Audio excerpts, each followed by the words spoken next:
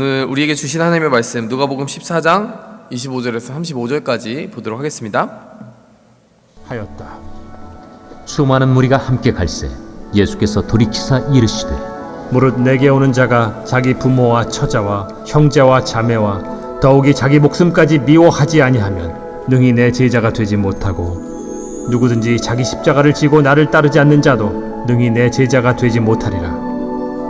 너희 중에 누가 망대를 세우고자 할진대 자기의 가진 것이 준공하기까지에 족할는지 먼저 앉아 그 비용을 계산하지 아니하겠느냐. 그렇게 아니하여 그 기초만 쌓고 능히 이루지 못하면 보는 자가 다 비웃어 이르되 이 사람이 공사를 시작하고 능히 이루지 못하였다 하리라. 또 어떤 임금이 다른 임금과 싸우러 갈 때에 먼저 앉아 1만 명으로서 저 2만 명을 거느리고 오는 자를 대적할 수 있을까 헤아리지 아니하겠느냐. 만일 못할 터이면 그가 아직 멀리 있을 때 사신을 보내어 화친을 청할지니라. 이와 같이 너희 중에 누구든지 자기의 모든 소유를 버리지 아니하면 능히 내 제자가 되지 못하리라. 소금이 좋은 것이나 소금도 만일 그 맛을 잃으면 무엇으로 짜게 하리요. 땅에도 거름에도 쓸데없어 내버리느니라. 들을 귀가 있는 자는 들을지어다.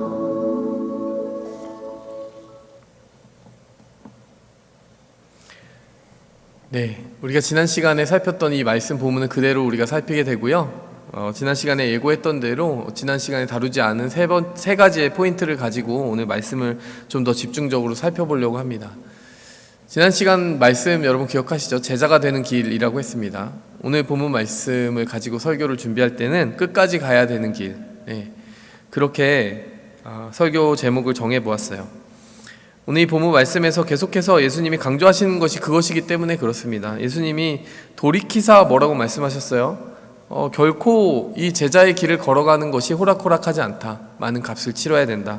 이렇게 이야기하시는 거예요. 많은 무리들이 쫓아오고 예수님에게 많은 인기가 몰리고 있는 그 와중에 예수님은 그 무리들을 향하여 제자가 되기 위해서는 끝까지 가기 위해서는 치러야 될 대가가 있다라고 이야기하시는 거예요. 예수님이 무리와 제자를 분명히 구분하셨다는 것을 지난 시간에 살펴보았습니다.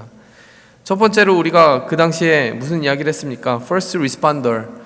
예수님의 제자가 된다는 것은 우선순위에 있어서 확고한 사람이 되는 것을 의미한다라고 했어요. 심지어는 가족도 하나님의 일에 있어서는 하나님과 그 나라의 정말 우선순위에 있어서는 밀리게 된다는 것을 이야기했습니다. 한 가지 예를 최근에 들었어요. 어떤 그 예화들을 들었냐면 여러분 주기철 목사님이나 손양원 목사님처럼 한국 교회에서 정말 순교자적인 마음을 가지고 실제 순교에 가까운 삶을 사신 순교하신 분들이죠. 이 두 목사님의 이야기가 참 인상 깊더라고요. 일제시대 때 신사참배를 반대하다가 모진 고문을 당하고 고문의 후유증으로 말미암아 돌아가신 분이 주기철 목사님입니다. 손양원 목사님도 신사참배를 거부하면서 많은 고문을 당하셨어요. 주기철 목사님에게 그 일본 제국주의가 많이 회유를 했습니다. 뭐라고 회유를 했냐면, 자, 여기서 내가 잠시 풀어줄 텐데 너희 위독한 어머니를 보러 가야 되지 않겠냐. 그 당시 주 목사님의 어머니가 굉장히 위독하셨어요. 오늘 내일 하시는 거고 이제 얼굴을 보지 못하면 그 감옥에 있다가 그 어머니의 장례를 놓칠 수도 있는 상황이었습니다. 마음이 약해지죠. 가족에 대한 사랑, 어머니에 대한 사랑이 얼마나 많았겠습니까? 그런데 한 가지 조건을 거는 거예요. 여기서 잠깐 풀어줄 텐데 가서 신사참배에 대한 반대하는 설교를 절대 하지 마라. 근데 주기철 목사님이 이렇다 저렇다 이야기를 못 하겠는 거예요. 가서 신사참배를 하라는 것도 아닙니다. 이렇게 신사참배를 하고 와야지 된다라고 하는 것도 아니고 신사참배를 반대하는 설교를 하지 마라. 이런 조건을 걸었으니까 그것 정도는 할 수 있지 않을까, 뭐 이런 약간의 고민들, 내적 갈등이 있으셨던 것 같아요. 그래서 일단은 나오셨던 것 같습니다. 일단 나왔는데 어머니를 보기도 전에 아내를 먼저 만났어요. 아내에게 자초지종을 설명했습니다. 이러이러하여 내가 나올 수 있게 되었다라고 얘기하니까 아내가 이렇게 얘기하는 거예요. 돌아가세요. 무섭죠? 아내가 돌아가라고 얘기를 하더라는 거예요. 그 사람들에게 확고하게 당신의 신념과 신앙에 대한 선을 그어주지 않았는데 당신이 그것을 거부하지 않고 그들이 내민 그 타협안을 받아들이고 왔다라는 것 자체가 신앙에 대한 커다란 배신이다. 그렇게 하는 것 하나님이 기뻐하지 않는다. 돌아가라고 이야기를 했다는 겁니다. 예, 주기철 목사님이 돌아가셨다라고 합니다. 다시 감옥으로 돌아가셨어요. 손양원 목사님도 거의 마찬가지로 그 모진 고문을 당하고 잠시 가족을 만날 기회가 있어서 만나는데 그 아내가 마지막 당부를 하듯이 이렇게 손 붙잡고 얘기를 해주시더래요. 우상을 섬기는 일에 고개를 숙이게 되면 당신은 이제부터 내 남편이 아닙니다. 끝까지 견디고 승리하세요. 이렇게 얘기했다는 거예요. 여러분, 이 가족들이 이 목사님들을 사랑하지 않아서 이런 말들을 했을까요? 사랑이 적어서 그랬을까요? 오늘 본문 말씀, 우리가 지난 시간에 살펴봤던 본문 말씀, 가족을 미워하지 않으면 내 제자가 될 수 없다. 이렇게 보면 가족을 사랑하지 않아야 하나님을 사랑할 수 있는가, 이런 오해를 할 수 있는데, 여러분, 제가 들어드린 이 예들이 가족을 사랑하지 않아서 이런 말을 하는 모습으로 보이냐라는 얘기예요. 절대 그렇지 않죠. 가족을 사랑하기 때문에 그렇습니다. 하나님을 사랑하고 끝까지 그 길을 걸어가는 것이 영광의 길이고 영생의 길이고 구원의 길이고 그 목사로서 길이 남는 이름의 그 길이기 때문에 너무나 사랑하는 마음으로 목사님들을 위해서 그렇게 이야기를 하셨을 거예요. 저희 아내도 그런 상황이 되면 이렇게 말할지도 모르겠지만 마음이 서운해서는 안 되겠죠. 이건 정말 나를 사랑하는 것이고 하나님을 사랑하는 것이기 때문에. 여러분, 하나님을 사랑하는 자에게, 먼저 앞세우고 사랑하는 자에게는요, 정말 다른 이웃과 가족을 사랑하는 남다른 형태의 기준과 정말 놀라운 넓이가 생긴다는 거예요. 사랑의 종류와 플레이버가 달라진다는 것입니다. 이것을 우리가 기억하기 원해요. 그래서 이게 우선순위에 관한 지난 시간의 이야기였습니다. 이어서 계속하여 우리가 말씀을 살펴보면 두 번째가 파운더에 대한 이야기예요. 오늘 이 본문 말씀 28절 말씀 보시면, 너희 중에 누가 망대를 세우고자 할진대 자기의 가진 것이 준공하기까지에 족할는지 먼저 앉아 그 비용을 계산하지 아니하겠느냐. 말이 좀 어려울 수 있어요. 이런 말입니다. 무언가 그 망대를 세우려고 계획을 하고 있다면 준공, 그러니까 그것을 다 지을 때까지 얼마나 비용이 들지에 대해서 미리 계산기 두들겨 보지 않겠느냐라고 이야기를 하시는 거예요. 여러분, 지금 예수님이 하시는 말씀이 무엇입니까? 제자가 되는 길은 건축의 일과 굉장히 비슷하다라고 이야기하시는 거예요. 제가 떠오른 이름이 있습니다. 파울로 선교사님이 떠오르더라고요. 파울로 선교사님도 많은 비용을 내신 것 같아요. 이 비용이라는 것은 희생을 이야기하는 거겠죠. 여러분, 코로나의 위험이 정말 생생하게 살아있는 그 아마존으로 가시는 거고요. 의료 혜택이나 어떤 검사, 그런 것들이 잘 갖춰져 있는 공간이 아닐 거예요. 이미 많은 현지인들이 사망을 했고, 또 심지어는 현지 교회 중에 한 분이 돌아가셨어요. 근데 파울로 선교사님은 여기서 많은 헌금을 모금하시고 마스크를 잔뜩 모아서 어쨌든 그곳으로 가야 되겠다라고 마음을 결심하시고 가셨습니다. 지금 가서 활발하게 사역을 하고 계시고, 여러분들께 그 유튜브 영상 같은 거를 조만간 제가 공유를 해드릴게요. 왜 가신 겁니까? 세우기 위해 가신 거예요. 무엇을 세웁니까? 교회를 세우기 위해 가신 거예요. 많은 사람들이 낙심하고 무너지는 그 가운데 그들에게 사랑의 서포트, 격려, 그리고 복음의 서포트를 하면서 그 무너지는 교회가 무너지지 않도록 바치기 위해서, 떠받치기 위해서 가는 거예요. 근데 그냥 세워지냐는 말이에요. 교회도 개인도 그냥 세워지지 않더라는 거예요. 어떤 사람은 그런 결심을 해야 된다라는 겁니다. 누군가는 세우는 자리에 가기 위해 비용을 내야 된다라는 거예요. 마음을 쏟아야 된다는 겁니다. 희생을 베풀어야 된다는 거예요. 오늘 이 본문 말씀이 28절 말씀이 똑같은 얘기를 하는 겁니다. 무엇인가 세우기 위해서, 망대를 세우기 위해서 너희는 계산하지 않겠느냐? 비용이 들지 않겠느냐? 비용이 드는 건 너무 자연스러운 일 아니겠느냐? 그것을 당연히 예상해야 되지 않겠느냐? 여러분, 현대 기독교의 그런 커다란 기만이 뭔지 아십니까? 신앙생활에 어떠한 희생도 비용도 들지 않는다라는 착각입니다. 많은 성도들이 그저 수동적인 신앙생활에 굉장히 익숙해져 있어요. 비용이 들지 않는 거예요. 그냥 가서 관람하는 겁니다. 문화생활 하듯이. 근데 여러분, 예수님께서는 단 한 번도 그렇게 제자 되는 길을 그런 관람객이나 수동적인 위치에서 희생 없이 따라가는 길이라고 말씀하신 적이 없더라고요. 말씀을 정말 정직하게 공부해 보면 희생에 대해서 계속해서 거듭해서 이야기하시고 그것을 미리 계산해야 된다라고 이야기하시고 그 목적은 세우는 것이다라고 이야기를 해주시더라는 거예요. 여러분, 그것이 오늘 본문 말씀에서 우리가 배워야 되는 것입니다. 제자도가 정말 건축과 비슷한 부분이 많은데 첫 번째가 뭐라고요? 비용을 계산해야 된다는 거예요. 여러분이 그 신앙의 길을 걸어가기 위해서 여러분이 치러야 되는 희생과 대가, 그것에 대해서 여러분의 항목이 있어야 돼요. 여러분 오늘 집에 가서 한번 적어보세요. 나는 제자가 되기 위해서, 하나님의 나라의 일꾼이 되기 위해서 어떠한 희생을 해야 될까?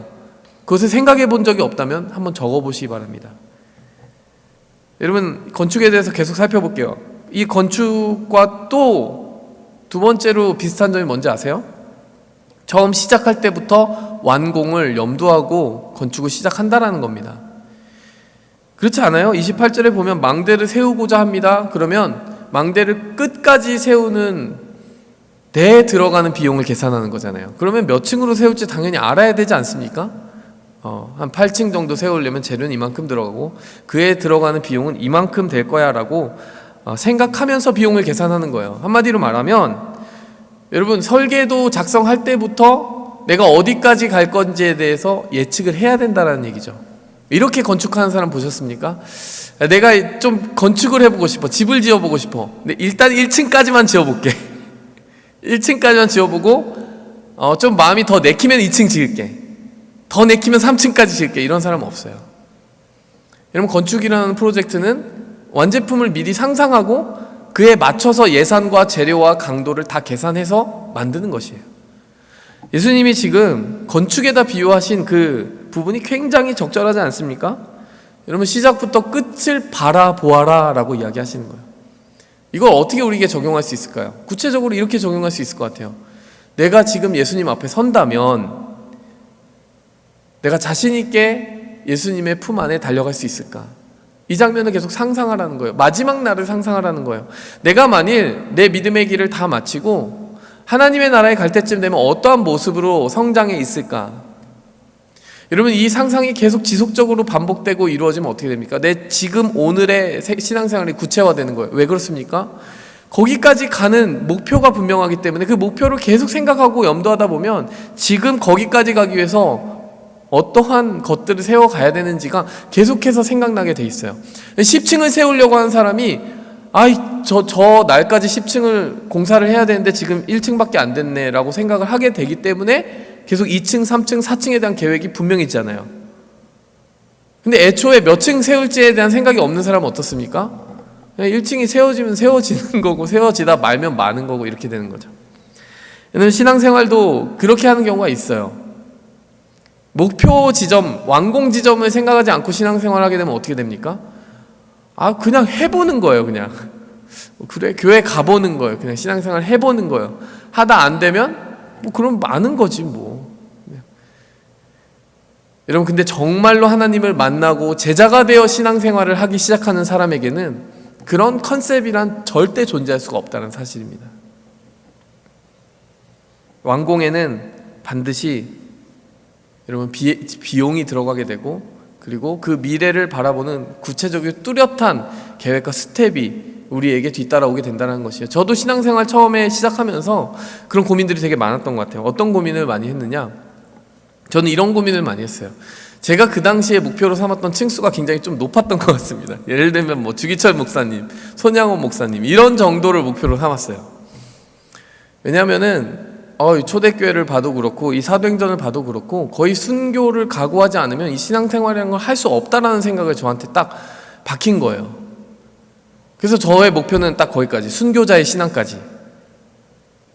근데 아무리 상상을 해봐도요, 제 몸에 못이 막 뚫리고 이렇게 못을 판에다가 잔뜩 박아놓고 그 위를 걸어가라고 했더라고요. 주기철 목사님에게. 신사참배 할래? 이 못이 박힌 판 위를 걸어갈래? 걸어가셨더라고요. 근데 제가 그거 못할 것 같은 거예요. 아무리 봐도 그 10층짜리까지 내가 갈 수 있을까? 이런 생각이 드는 거예요. 그래서 이건 좀 아닌 것 같다. 이거 내가 어떻게 걸어가지? 막 이런 생각이 드는 거예요. 그래서 저는 그런 시나리오를 계속 생각하면서 내 신앙이 거기까지 가기 위해서는 어떻게 해야 될까라는 고민을 많이 했던 것 같아요. 그 완공의 지점을 그려놓고 설계도를 다시 짜는 거예요. 저 정도를 견디기 위해서는, 저 정도의 층수를 올리기 위해서는 내 기초가 그거보다 더 커야 되겠다. 지금보다 더 커야 되겠다. 말씀은 얼마나 더 읽어야 될까? 기도는 얼마나 해야 될까? 뒤따라 나오는 계획들이 세우는 거죠. 내가 얼마나 더 섬겨야 될까? 내 신앙의 확신이 얼마나 더 견고해져야 될까? 그렇기 위해서는 나는 얼마나 더 묵상해야 되는 사람이 될까? 묵상하는 사람이 돼야 할까? 그런 것들에 대한 고민이 뒤따라 나왔던 것 같아요. 그러다가 기도가 어떻게 흘러가느냐? 하나님, 저에게 고난을 주세요. 그래서 여러분들이 모시바키에 들었던 저의 간증이 시작되는 거죠. 고난을 달라고 했더니 고난을 주셨어요. 근데 참 힘들더라고요. 웬만하면 인생에 한 번만 그렇게 기도해야 되겠다 이런 생각이 들었습니다. 아주 몰아서 주셨는데 정말 많이 단단해지는 시간을 가졌고, 그래, 이렇게 하나님이 지탱해 주시는구나, 고난 중에 하나님이 붙들어 주시는 은혜라는 건 이런 거구나 라고 하는 것을 경험하고 나니까, 그러고 나니까 10층 뭐까지 갈 수 있는 용기가 생기더라고요. 이게 내가 짓는 게 아니고 하나님이 지어주시는 거구나, 이 고난 중에 체험했으니까. 여러분, 제가 또 이 완공에 대해서 계속해서 구체적이어야 된다는 것을 언제 체험을 했느냐, 제가 하나님을 섬기는 제자의 길을 걸어가면서 중대한 결정을 내린 때가 언제였겠습니까? 신학 공부할 때죠. 하나님이 저에게 주신 확실한 콜링은 뭐였냐? 목사가 되는 것이었어요. 사역자가 되는 것이고 복음을 전하는 거였어요. 근데 선교에 대한 꿈도 같이 주셨고 목사에 대한 꿈도 같이 주셨어요. 그때 제가 이제 계산해 보는 거예요. 저게 완공 지점이구나. 그럼 계산해 보는 거예요. 이 완공을 효율적으로 빠르게 하려면 어떻게 해야 될까라고 생각을 했더니 미국에서 신학 공부해야 되겠다 이런 생각이 들었어요. 왜 그랬을까요? 선교사도 하려고 하는 마음이 있고 목사도 하려는 마음이 있는데, 선교 훈련 받으려면 언어 훈련 받아야 되거든요. 나이 다 들어가지고 언어 훈련 받으면 어떻게 됩니까? 제가 그때 27살 때 신학을 공부하기로 결심을 했는데, 신학 공부 다 끝내고 나면 이제 30 넘어가고 그때부터 영어 배우겠다? 안 되죠. 언어를 공부하는 데는 그 프레임 중에 윈도우가 있잖아요. 그러니까 아무리 봐도 영어를 공부하면서 동시에 신학을 공부하는 것이 정말 시간을 많이 아낄 수 있겠다. 하나님 일 하는데 빨리 10층까지 지을 수 있겠다 이런 생각을 가지게 된 거예요. 10층 자꾸 얘기하니까 무슨 목표를 그렇게 세운 것 같은데, 그게 아니라 최대한 빠르게 낭비 없이 하나님의 일을 위해 준비된 사람이 되고 싶은 거죠. 그래서 결론은 뭐냐? 미국에 와야 되겠다는 결론을 내리게 된 거예요. 그 다음 이제 결혼이라고 하는 그 인생의 중대한 결정을 내 인생 설계도에서 어느 쯤에 넣어야 되느냐, 그 다음에 고민하기 시작했어요. 저희 부모님이 결혼하고 가면 안 되냐 이렇게 얘기하시더라고요. 결혼을 무슨 갑자기 할 수 있는 것도 아닌데, 여기서, 그러니까 한국에서 신학 공부의 초반을 시작하면서 결혼을 하고 가정을 꾸리고 나서 가는 게 좀 더 안정적이지 않겠느냐 이런 이야기를 하셨던 거예요. 근데 제가 아무리 생각해도 제가 미국에 유학을 가서 공부하게 될 그 공부의 양이 굉장히 많을 것 같은 거예요. 언어도 공부해야 되니까 그 언어 장벽도 뛰어넘으면서 해야 되는 거예요. 근데 내가 책임질 사람이 나 말고 한 사람 더 생기고 거기에 한 사람 더 생기고 아이도 생기고 하면은 재정이며 시간이며 내가 그 아이들을 돌보고 또 아내와 함께 시간을 보내는 것이 굉장히 많은 힘과 에너지를 이렇게 소비하게 될 것 같더라고요. 그게 중요하지 않다라는 의미가 아니라 굉장히 거기에 들어가는 에너지로 말미암아 초기의 목적을 달성하는 데 굉장히 장애가 될 것 같은 거예요. 그래서 어떤 생각을 했느냐, 나는 싱글의 시간을 충분히 활용해야 된다. 난 절대 연애하지 않겠다. 지금 이 시간부터 3, 4년, 5년 정도는 절대로 연애하지 않겠다. 이렇게 마음의 결단을 하고 미국으로 왔어요. 제가 미국 가기 전날에 제 아내하고 파리바게트에서 만나서, 우리 한국에도 파리바게트 있습니다. 여기 말고 한국 파리바게트에서 만나가지고 아내가 뭐 빵도 사주고 우유도 사줘요. 그러면서 뭐 이런저런 대화를 나눴습니다. 그때는 우리 뭐 연애하는 사이가 아니었습니다. 참고로 여러분, 아내가 이런 질문을 하는 거예요. 결혼은 어떻게 생각하고 있냐고, 결혼은 어떻게 계획하고 있냐고. 그 질문을 왜 했는지는 잘 모르겠어요. 당시를 떠올리면서 제가 자꾸 질문하거든요. 왜 질문을 했느냐. 그러면 아무 뜻이 없었대요. 뜻이 없었는지는 모르겠어요. 관심이 좀 있었던 거 아닌가? 막 이런 생각도 좀 드는데, 우리가 결혼할 사이가 된 거는 꿈에도 모르고 그 질문을 했는데, 제가 뭐라고 했냐면, 난 미국에서 결혼할 것 같아 이랬어요. 제가 무슨 어떤 믿는 구석이 있고 만날 사람이 있어서가 아니라 그냥 아무리 제가 인생 설계도를 계속 혼자서 짜본 거잖아요. 아, 이렇게 하려면 선교와 목사를 같이 하려면은 이 신학을 묘학을 해야 되고, 근데 그거를 정말 최소한의 자원으로 끝내려면 싱글 때 그걸 다 끝내야 되고, 뭐 이런 생각을 하니까 논리적으로 결혼은 미국에서 하겠구나 이런 생각을 한 거죠. 결혼할 사람을 미국에서 만날 것 같다라고 얘기를 했어요. 좀 이상한 말이잖아요. 사실 더 질문을 해야 되는 말이잖아요. 뭐야 이랬는데 질문은 안 하더라고요. 어쨌든 나중에 아내를 다시 만난 곳은 미국이었습니다. 신기하죠?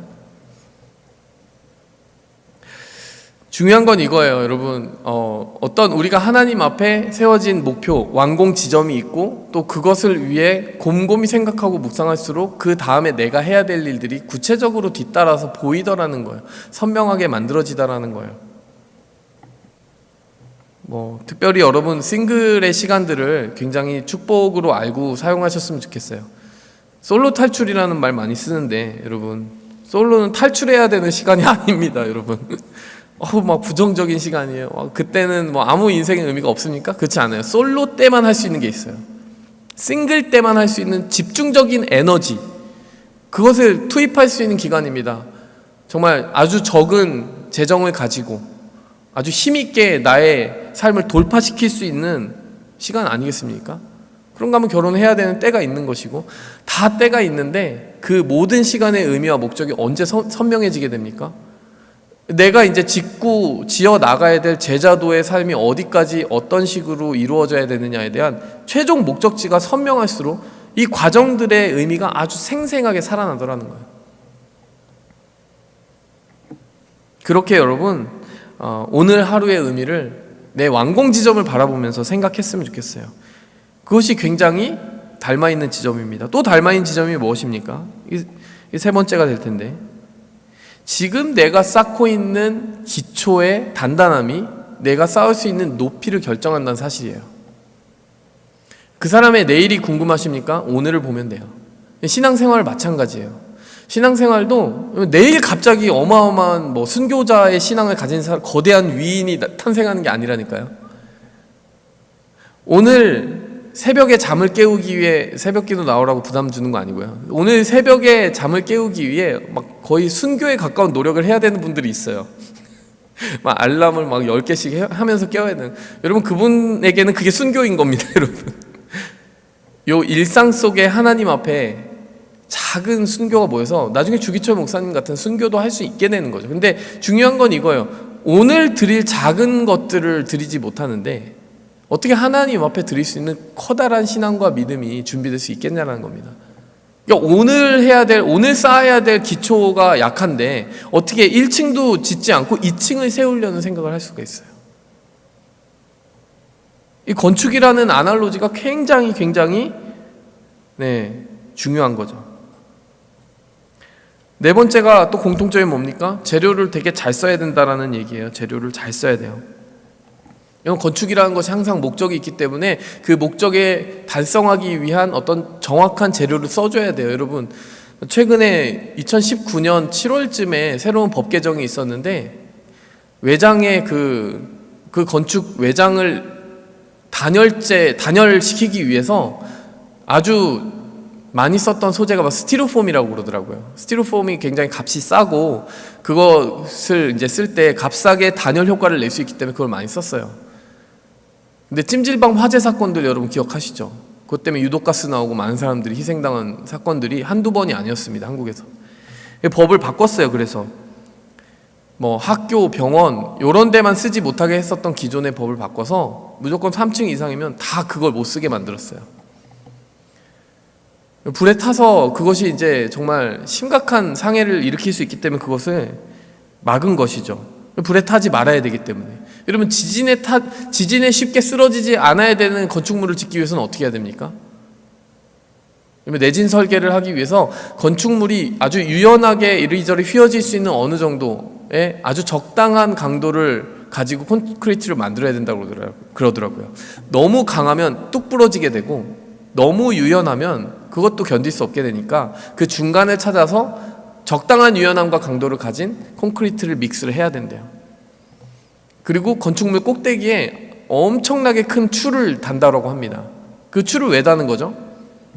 그 추의 무게 때문에, 그 추가 관성으로 인하여 그 자리를 머물기 때문에 이 건물이 전체적으로 이쪽으로 갔다가 이 추로 말미암아 다시 끌려서 제자리로 돌아오게 만드는 그 기구를 만드는 거예요. 여러분이 아마 검색해 보시면은 그런 어떤 현대 내진 설계에 대해서 알 수 있을 겁니다. 여러분이 신앙의 그 설계를 한다면 여러분이 내진 설계를 해야 되지 않겠어요? 어떤 신앙의 풍파와 그런 어떤 고난이 밀려올 때 여러분을 흔들렸다가도 제자리로 오게 만드는 그 내진 설계, 그 무거운 추가 뭡니까? 여러분, 말씀이겠죠. 여러분이 유연하게 그 신앙 생활을 여러분의 상황과 풍파 속에서도 견딜 수 있게 만드는 그 유연함, 그 강함, 끈질김, 기도 아니겠습니까? 여러분이 끈질기게 해야 되는 것이 기도인 거예요. 재료를 잘 써야 된다는 말입니다. 고린도전서 3장 10절 보시면요,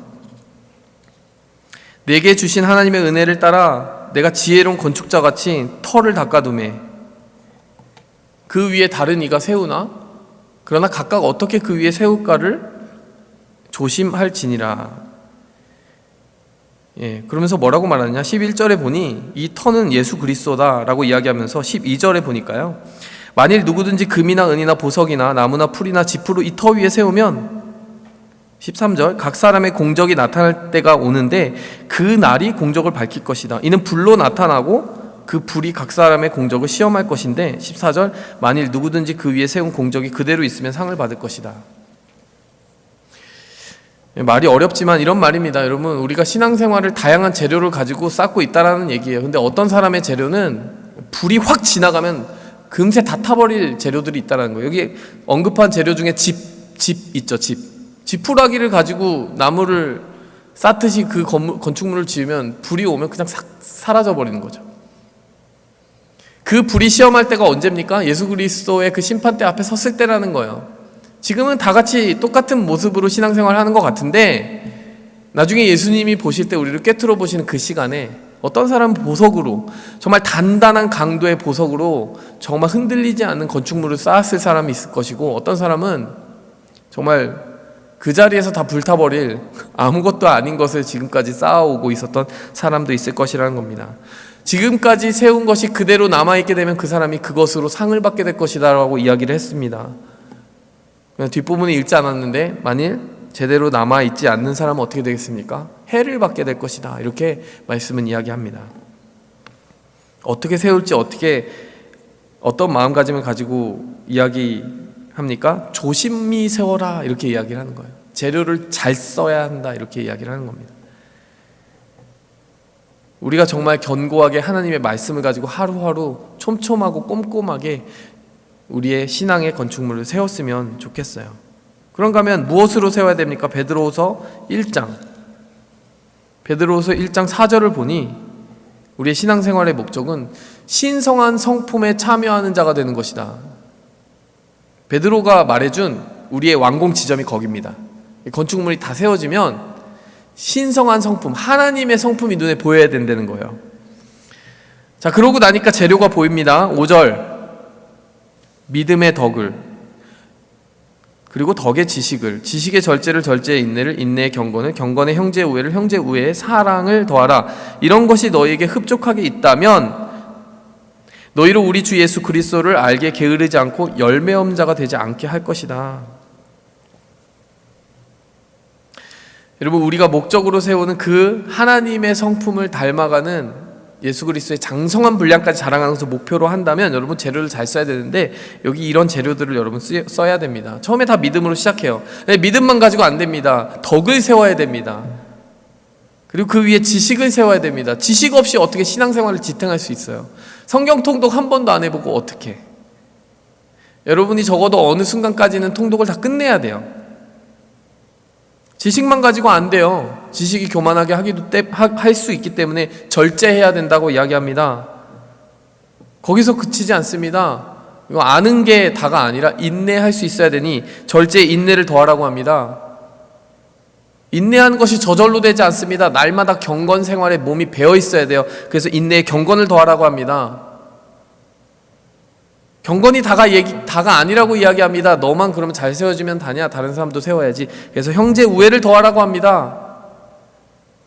그냥 형제를 사랑하는 정도로 끝날래? 너의 눈앞에 보이는 사람만 그냥 어찌어찌 돌보고 끝날래? 사랑을 더해라. 네가 사랑할 수 있으리라고 상상할 수 없었던 사람에게까지 그리스도의 사랑을 뻗쳐라.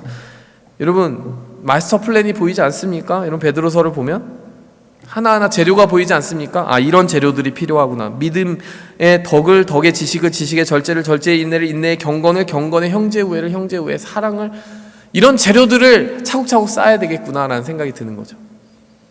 여러분의 재료들이 안녕하십니까? 이 재료 중에 어떤 재료가 부족한지 계속 체크해 보셔야 되는 거예요. 그런가 하면 건축물과 또 어떤 공통점이 있습니까? 다섯 번째 공통점인데요. 이 포인트에서 너무 많은 얘기를 하고 있는 것 같긴 하지만 목적이 있어요. 뭔가를 짓는다는 건 목적이 있습니다. 어떤 목적이 있습니까? 살기 위해 짓는 거예요. 그리고 보호하기 위해 짓는 겁니다. 에베소서 2장 22절을 보면요, 20절부터 보면 예수님이 친히 모퉁이 돌이 되셨고, 21절에 보면 그의 안에서 건물마다 서로 연결해서 성전이 되어간다라고 이야기합니다. 역시 건축물로 비유가 되고 있어요. 22절에 보니까 너희도 성령 안에서 하나님이 거하실 처소가 되기 위하여 그리스도 예수 안에서 함께 지어져 가느니라. 여러분, 이 건축물에는 목적이 있는데 하나님이 그 가운데 계셔야 된다는 거예요. 여러분, 누가 있느냐에 따라 정말 그 건물의 목적이 완전히 달라지는 겁니다. 대통령이 살 건물을 짓는 것이 여러분 그냥 평범한 용도와 같겠습니까? 고시원과 같겠냐고요. 대통령이 살 건물을 짓는 게 고시원 짓는 거 같겠냐고요. 하나님이 거하실 처소가 된다는 것을 목적으로 세우는 순간 여러분, 우리는 그 목적에 맞춰서 철저하게 세우게 되는 거예요. 근데 어떻게 세우라고 이야기합니까? 2장 22절에 보니까 예수 안에서 함께 지으래요. 여러분, 이건 하나님과 함께 더불어 사는 공간인데 하나님과만 있는 게 아니라 여러분 다른 동역자들과 함께 지어가는 공간이라는 겁니다. 여러분, 교회가 그렇지 않습니까? 혼자 세울 수가 없어요. 여러분, 우리가 교회를 성심껏 세우잖아요. 그럼 교회가 나를 세웁니다. 공동체를 세우면 공동체가 나를 세워요. 결코 내가 혼자 나를 세우는 그런 신앙생활은 성경에는 존재하지 않아요. 하나님의 말씀은 항상 우리가 공동체적인 삶으로 신앙을 이해해야 된다라고 이야기를 하십니다. 여러분, 여기까지 다 종합을 해보니까요, 너무 건축물을 짓는 것과 너무 닮아있죠. 목표를 세우시기 바랍니다. 비용을 계산하시기 바랍니다. 그 강도와 그걸 견딜 수 있는 재료를 제대로 사용하시기 바랍니다. 그리고 함께 세우시기 바랍니다. 그래야만 여러분, 우리가 세워가는 신앙의 집, 그것이 제대로 서 갈 수 있을 거예요. 여러분, 세 번째로 오늘 이 누가복음에서 주는 이 신앙생활의 이미지는 파이터입니다. 파이터. 아까 파운더라고 말했죠. 건축자라고 말했죠. 이번에는 파이터예요. 오늘 14장 31절에서 33절에 보니까 이런 얘기가 나옵니다. 어떤 임금이 다른 임금과 싸우러 갈 때 먼저 앉아서 1만 명으로 저 2만 명을 대적할 수 있을지 헤아리지 않겠느냐. 만일 못할 것 같으면 사신을 보내서 화친을 청해야 될 것이다. 이게 무슨 말입니까? 내가 싸워서 이길 수 있는 싸움인지 아닌지, 내가 임금이라면, 제대로 된 임금이라면 그걸 파악하고 나서 전쟁을 벌이는 것이지, 전쟁을 함부로 벌이는 임금은 없다라는 얘기예요. 전쟁을 벌여야 될 대상이 있고 화친을 해야 되는 대상이 있는데 그것을 구분해 주는 것이, 구분할 수 있는 것이 지혜로운 군주와 임금이라는 것입니다. 이건 도대체 예수님이 무슨 말씀을 하시는 걸까요? 우리가 예수님을 향하여, 하나님을 향하여 대적하여 싸우는 사람이 있어요. 그렇죠? 하나님과 화친을 해야 되는데 하나님과 싸우려 들고, 사탄과 싸워야 되는데 사탄과 동맹을 맺는 경우가 있어요. 이게 누구와 싸워야 되는지, 누구와 화친해야 되는지 도대체 상대를 잘 모르는 거예요. 여러분, 오늘 본문 말씀은 싸움의 상대를 제대로 고르라는 얘기와도 맞닿아 있는 것입니다. 화친의 상대를 제대로 고르라는 것과도 맞닿아 있는 거예요. 최후의 심판자, 우리의 생명의 주권자를 상대로 싸움을 걸어서야 되겠어요, 여러분? 모든 명분과 의로움이 그분에게 있는데 아무런 의로움도 없는 자가 싸움을 하나님께 걸으며 살아가야 되겠냐라는 얘기예요. 여러분, 우리는 하나님과 화목해야 됩니다. 그런데 불의한 사탄과는 어떻게 해야 돼요? 싸움을 걸어야 되는 거죠. 내 자신 속에 있는 불의와는 계속 싸워야 되는 겁니다. 그러니까 하나님은 화친의 대상으로, 그리고 내 자신의 정욕과 그리고 사탄의 유혹은 싸움의 대상으로 삼아야 되는 거예요. 뭐라고 얘기하는 거죠? 그걸 영적 전쟁이라고 이야기를 합니다. 여러분, 기도와 말씀이라는 그 무기를 가지고 하나님과는 화친을 맺어야 돼요. 계속해서 기도한다는 건 뭡니까? 내 안에 통신선을 연결해 놓는 거예요. 여러분, 전쟁을 할 때는 헤드쿼터, 커맨드 센터하고 계속 연결이 되어 있어야 돼요. 지령을 받아야 됩니다. 지시를 받아야 돼요. 하나님과 화친을 해야 됩니다. 그 선이 끊어지면요, 여러분 어떻게 싸워야 될지 모르게 돼요. 여러분의 기도를 살아있게 해야 됩니다. 그런가 하면 여러분의 적을 잘 알아야 돼요. 내가 어떠한 유혹에 쉽게 쓰러지는지 내 약점을 잘 알아야 되고, 계속해서 내 발목을 내 스스로 잡는 그 어떤 약점이 커져가지 않도록 계속 사탄과 대결해야 된다는 거예요. 그렇기 위해서는 에베소서 6장에 뭐라고 얘기합니까? 말씀의 검을 가지라고 이야기해요. 말씀을 가지고 사탄과 부지런히 싸우라는 거예요. 여러분, 네 번째로요, 여러분 오늘 본문 말씀이 주는 마지막 이미지는 뭡니까? finisher입니다. finisher. 여러분, 제자로 살아간다는 것은 finisher의 이미지를 가지고 있어야 된다는 거예요. 오늘 이 본문 말씀에 공사를 하는 파운더의 그 이미지하고요, 여러분 파이터의 이미지가 다른 것 같지만 공통점이 하나 있어요. 여러분, 못 이길 것 같으면 시작도 하지 마, 이거예요. 다 못 찍을 것 같으면 시작도 하지 마, 이거예요. 뭡니까? 완공이라고 하는 것이 절대적인 가치를 가지고 있다는 것을 공통점으로 이야기하는 비유 두 개입니다. 예수님이 하시고자 하는 말씀이 뭘까요? 제자의 삶을 그냥 중간에 흐지부지할 것 같으면 그냥 하지 마라, 이렇게 얘기하시는 거예요. 냉정하게 들리십니까? 근데 예수님의 마음을 좀 아셨으면 좋겠어요. 예수님이 진짜로 우리가 드랍아웃 하라고 해서 야, 너 못할 것 같으면 그냥 가, 이렇게 진짜 갔으면 좋겠어서 이 말씀 하시는 걸까요? 아니죠. 끝까지 완주했으면 좋겠는데 완주할 만큼의 seriousness, 진지한 마음가짐을 가지고 있지 않으니 이 친구가 이 마음 가지고 어설프게 시작했다간 끝을 못 보겠구나 생각이 들어서 지금 이렇게 강조해서 반어법으로 얘기하시는 거죠. 못할 것 같으면 계산해보고 정말 심각하게 생각해보고 그 다음에 지원을 해라, 이렇게 얘기하는 거죠. 중요한 것은 이거예요, 여러분. 내가 과연 끝까지 갈 수 있을까라고 하는 것을 내가 계산할 수 있는 것이 아니라는 사실입니다. 히브리서에 보면은 믿음의 주요 온전케 하시는 주를 바라보라, 예수를 바라보라, 이 말씀 여러분 아시죠? 믿음의 주다라고 하는 것을 믿음을 시작하신 분이다, author라고 하는 단어를 쓰고 있어요. 우리의 믿음을 시작하신 분이 예수님이래요. 그리고요, 믿음의 주요 온전케 하시니다라고 하는 거는 perfecter라고 나와 있습니다. 어떤 번역에서는 finisher라고 되어 있어요. 시작하신 분이 끝도 낸다는 사실이에요. 내가 내 자원 가지고 이걸 다 지을 수 있을까? 이렇게 계산하는 게 아니라요, 여러분 내 안에 없는 힘이 필요하다는 얘기입니다. 애초에 시작한 신앙도요, 내가 시작한 게 아니잖아요, 그렇죠? 주님이 주신 거잖아요. 그러면 끝을 내는 것도 주님이 해주실 수 있는 거예요. 그래서 히브리서가 뭐라고 말하는 겁니까? 믿음의 주요, 시작하신 분이요, 온전케 하시는, 끝내시는 예수를 바라보라. 계속 예수님 바라보는 거예요. 우리는 내 자신을 바라보면 두렵고 떨립니다. 아니, 나는 못할 것 같아. 내가 이거 할 수 있을까? 나 또 실패했네, 또 넘어졌네. 근데 여러분, 하나님은 오늘 우리에게 경고와 위로를 동시에 주세요. 경고와 위로를 동시에 주세요. 느슨한 마음으로 끝까지 못 가, 이 경고도 주시지만, 그런데 나를 바라보아라. 내가 주는 자원을 의지하여라. 그리고 그 자원을 가지고 이 공사를 끝냈으면 좋겠다. 이 싸움을 끝까지 이겨냈으면 좋겠다. 이런 위로도 주시는 거예요. Author and Perfecter. 믿음의 주요, 또 그 믿음을 완성시키는 주님을 바라보라. 여러분, 완주하지 못하게 되면 어떻게 됩니까? 이미 제자도의 길이 좀 허무해지게 되죠.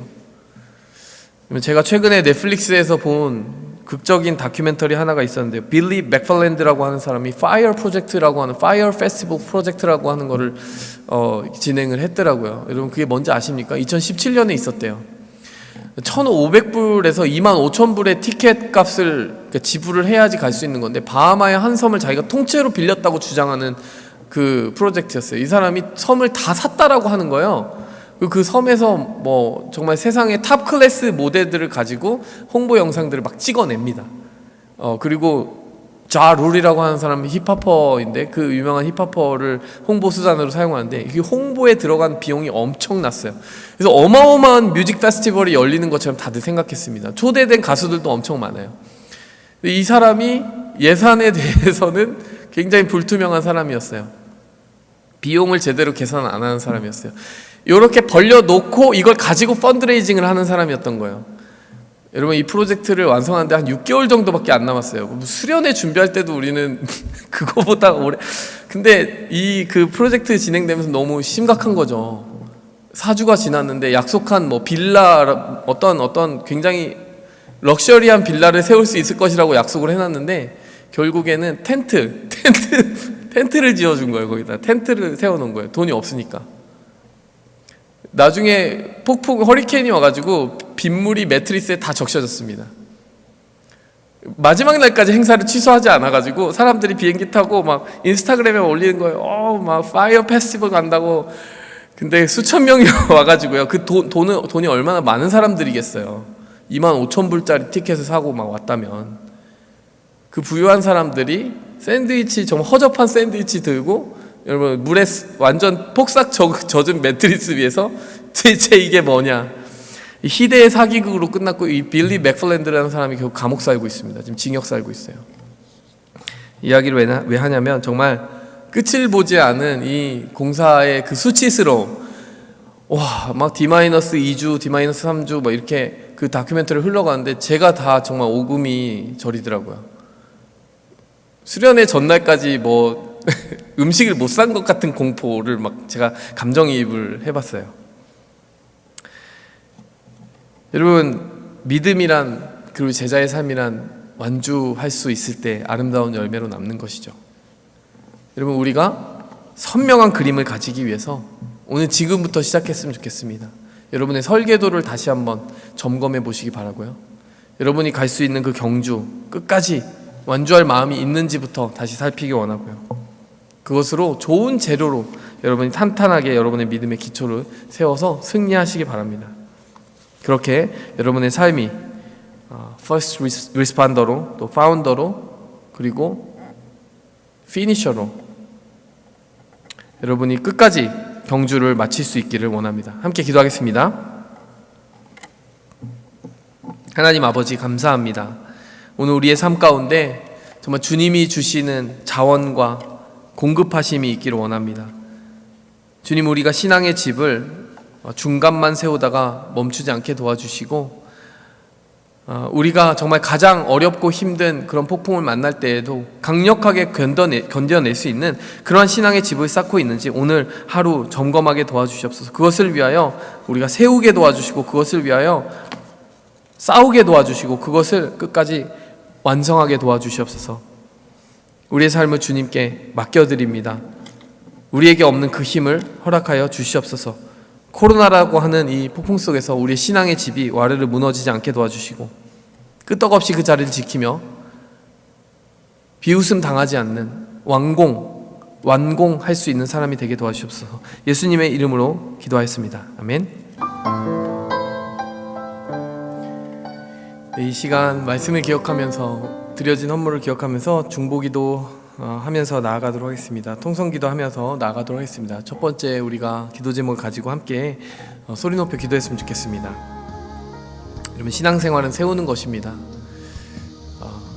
몇 층까지 지을지 모르는 애매한 건축물이 아니라 내가 여기까지 가야 한다라고 하는 분명한 완공 지점이 있어야 된다는 사실이고요.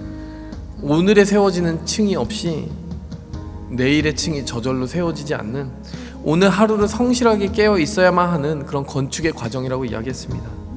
하나님, 제가 내일을 바라보며 세우게 도와주시옵소서. 마지막 날을 바라보며 세우게 도와주시옵소서.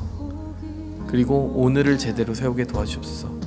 우리가 주님 앞에 지혜로운 건축자가 되게 해달라고 함께 오늘을 세우는 믿음을 위하여 기도하겠습니다. 주여! 이어서 기도하기 원합니다. 우리는 파이터라고 이야기를 했습니다. 여러분을 정말 쉽게 굴복시킬 것만 같은 여러분, 내부에 스스로와 싸워야 되는 약점은 무엇입니까? 여러분이 신앙생활을 해가면서 이것과는 참 싸우기가 버겁다, 이것만큼은 나에게 정말 신앙의 큰 리스크 팩터가 되는 것 같다 라고 하는 것이 있습니까? 여러분의 신앙을 한결같이 유지하기 위해 필요한 그 싸움을 끝까지 싸워내기 원합니다. 이 시간 우리에게 하나님 주신 힘으로 사단과 싸우고 내 자신의 약함과 싸울 수 있는 그 힘과 능력 달라고 우리 영적 전쟁을 위해 기도하겠습니다. 마지막으로 기도할 때 이 경주를 잘 마치게 해달라고 기도하시기 바랍니다. 무엇보다 여러분, 이 코로나 상황, 우리가 인생에서 앞으로 마주칠 여러 다른 도전들에 비하면 하나의 샘플에 불과할 것입니다. 어떠한 상황이 오든 우리가 부수고 깨트리고 돌파하여 남아있게, 남은 자로 설 수 있도록, 완주할 수 있도록 하나님 은혜 입혀달라고 기도하기 원해요. 더 나아가 기도하기 원하는 것은 내가 그 자리를 지키고 남는 것뿐만이 아니라 내 주변에 흔들리고 무너지고 또 믿음의 자리를 이탈하는 사람들을 붙들어서 다시 그 자리 가운데 그 경주를 완주하게 해줄 수 있는 그러한 서포터가 되기 원합니다. 이 시간 믿음의 경주를 완주하고 또 완주시키는 그러한 사람을 서게 해달라고 함께 기도하겠습니다. 주여, 주여. 하나님, 주님께서 아버지 하나님 우리에게 주신 그 믿음의 권능과 권세를 가지고 아버지 하나님 넉넉히 이 싸움을 이길 수 있는 자원이 됨을 아버지 하나님 고백케 하여 주시옵소서. 하나님, 우리가 믿음으로 선포하고 또 말씀으로 우리를 자신을 채우며 하나님 기도의 호흡을 날마다 이어가면서 하나님의 그 생명력이 날마다 더 강해지게 도와주시고 그로 말미암아 하나님 오늘 이 경주를 완전히 끝내기 위해서 하나님 우리에게 필요한 그 레이스를 아버지 끝까지 이어가게 도와주시고 무엇보다 하나님 나만 걸어가고 나만 달려가는 그 길이 아니라 하나님 누군가를 붙들고 함께 달릴 수 있는 길이 되게 도와주시고 그래서 누군가에게 다시 한번 일어설 수 있는 힘을 제공하는 하나님 점프 스타터가 될 수 있도록 하나님 우리 한 사람 한 사람에게 그 믿음과 권능과 힘을 더하여 주시옵소서. 아버지 하나님 감사드립니다. 감사드립니다. 하나님, 우리에게 지혜로운 건축자 되라고 주시는 많은 재정과 물자와 자원이 있습니다. 하나님, 그것을 우리만을 위하여 사용하지 않겠습니다. 주님 주신 것이기에 주님께 고백하기 위하여 드려진 이 헌물과 함께 우리가 결단을 올려드리기 원합니다. 우리가 가진 시간과 자원과 어떠한 가치로 환산될 수 있는 모든 자원을 가지고 우리의 믿음의 건축을 지혜롭게 이루어내게 도와주시고 끝까지 이루어내게 도와주시옵소서. 그 싸움에서 승리하는 우리가 되기 원합니다. 예수 그리스도의 이름으로 감사하며 기도하였습니다. 아멘. 이제는 우리가 그 믿음의 건축을 시작하기 위하여 피 흘리심으로 그 토대를 세우신 예수 그리스도의 사랑과 우리가 그 믿음의 건축을 끝까지 마무리할 수 있도록 모든 자원을 아끼지 않으시는 하나님 아버지의 부요하신 사랑과 또 오늘도 그 싸움을 싸울 수 있는 능력을 우리에게 부어주시는 성령님의 감화 감동 축복하시는 은혜가 이 시간 끝까지 싸우기 원하고 결단하는 주의 모든 백성들의 삶과 그 영혼과 가정과 일터 가운데 이제로부터 영원토록 함께 계실지어다. 아멘.